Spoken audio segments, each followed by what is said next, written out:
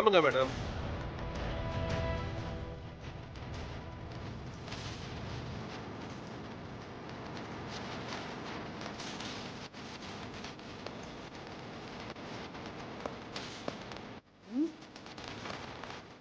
எனக்கு என்னமோ இவங்க பண்றதை பார்த்தா சந்தேகமா இருக்கே. ஏதாவது சின்ன ஒரு எவிடன்ஸ் கிடைக்கட்டும், அப்ப பாருங்க நான் என்ன பண்றேன்னு.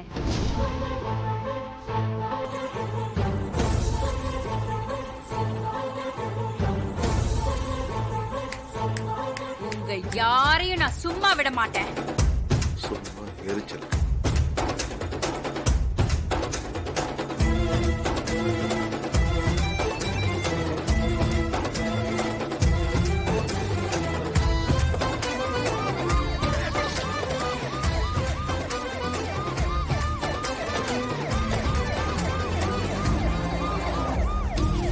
ராமச்சந்திர ஐயா, நீங்க எதுக்கும் கவலைப்படாதீங்க, நாங்க இருக்கோம், தைரியமா இருங்க ஐயா.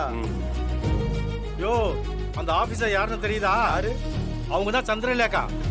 ரொம்ப கெடுபிடியான ஆளு, கை நீட்டாம விசாரிக்கவே மாட்டாங்க. ஏதாவது உண்மையை மறைச்சனும் ஐயன், அடிச்சே உண்மையை வர வச்சிருவாங்க. சரியான அடாவடி போலீஸ் அவங்க.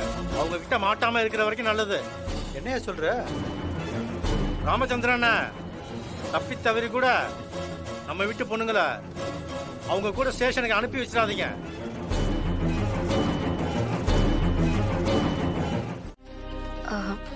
ஒண்ணுல என்ன அந்த லேடி இன்ஸ்பெக்டர் வந்துட்டு போனதை பத்தி யோசிச்சுட்டு இருக்கியா? ஒரு மாதிரி ரொம்ப ஸ்ட்ரிக்டான ஆள் மாதிரி தெரியுறாங்கடா. அவங்களால ஏதாவது பிரச்சனை வருமோன்னு ரொம்ப பயமா இருக்கு.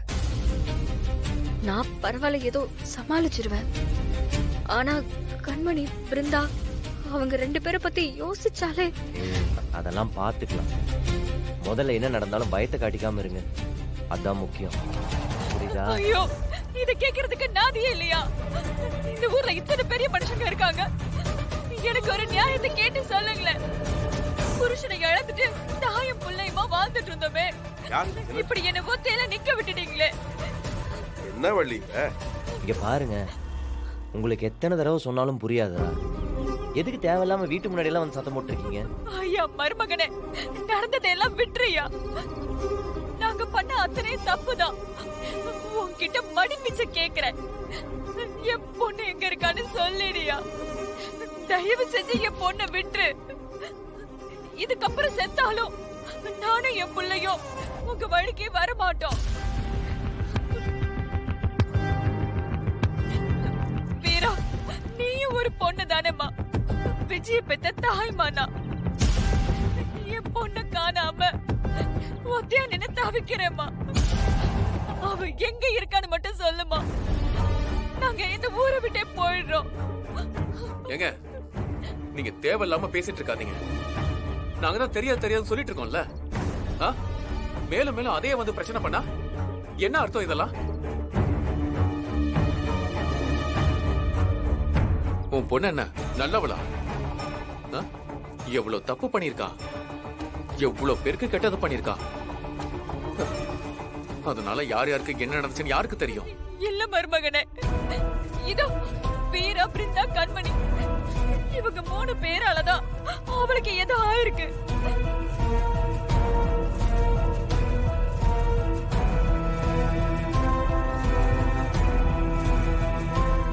உங்க கால்ல விழுந்து கேக்குறேன், என் புள்ள எங்க இருக்கான்னு சொல்லுங்க.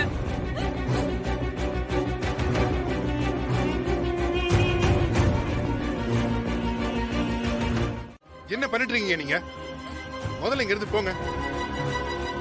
போலீஸ் கேஸ்லாம் நடந்துட்டு இருக்குல்ல, இன்வெஸ்டிகேஷன் ஆயிட்டு இருக்குல்ல, அவங்க கண்டுபிடிச்சு கொடுப்பாங்க. கால்ல விழுந்து அழுது எங்களெல்லாம் குற்றவாளி ஆக்கிடாதீங்க. இல்ல, எனக்கு நல்லா தெரியும். இந்த பிள்ளைங்க தான் என் பொண்ணை எங்கேயோ மறைச்சு வச்சிருக்காங்க.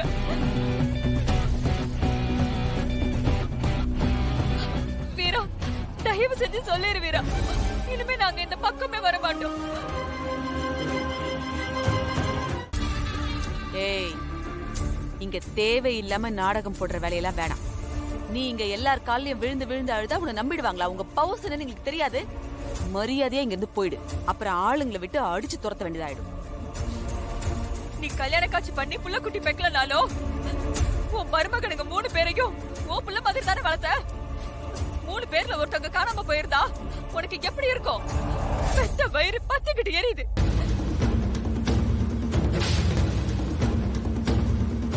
இதோ இந்த 3 பேரு தான் என் பொண்ணை கூட்டிட்டு போனாங்க. அதுக்கப்புறம் தான் அவளை காணோம். இவங்க கிட்ட கேட்டு சொல்லு. இவங்க தான் என் பொண்ணை ஏதோ பண்ணிட்டாங்க. வாய முடி.